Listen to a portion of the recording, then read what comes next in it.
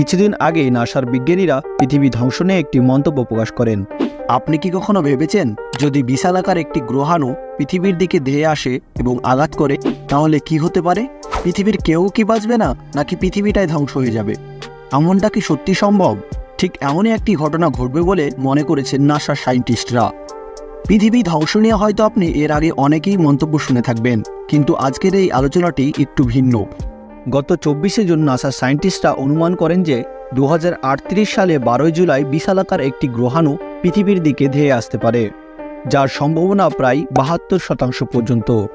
এর আগেও অনেকবারই এমন অনুমান দিয়েছিল বৈজ্ঞানিকরা, কিন্তু সম্ভাবনা এতটা কখনোই ছিল না। আপনার মনে প্রশ্ন আসতেই পারে, যদি সত্যি 2038 সালে গ্রহাণুটি পৃথিবীতে আঘাত হানে তাহলে কি হবে? কিন্তু আপনাকে জানিয়ে রাখি, এমনটা হওয়া প্রায় অসম্ভব বললেই চলে, কারণ বর্তমান বিশ্ব কতটা এগিয়ে তা আমাদের অনেকেই কল্পনার বাইরে।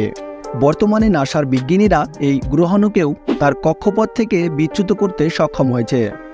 নাসার এই প্রজেক্টটির নাম হলো ডার্ট, যার পুরো কথা ডাবল অ্যাস্টেরয়েড রিডাইরেকশন টেস্ট।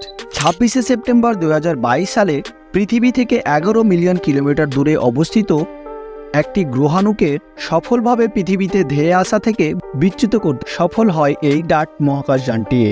ভবিষ্যতে কোনো গ্রহাণু এমনই যদি পৃথিবীতে আঘাত হানার সম্ভাবনা দেখা দেয়, তাহলে এই ডার্ট এর দ্বারা সেটাকে বিচ্যুত করা সম্ভব। কাজে পৃথিবী ধ্বংস নিয়ে এমন সম্ভাবনা খুবই কম রয়েছে।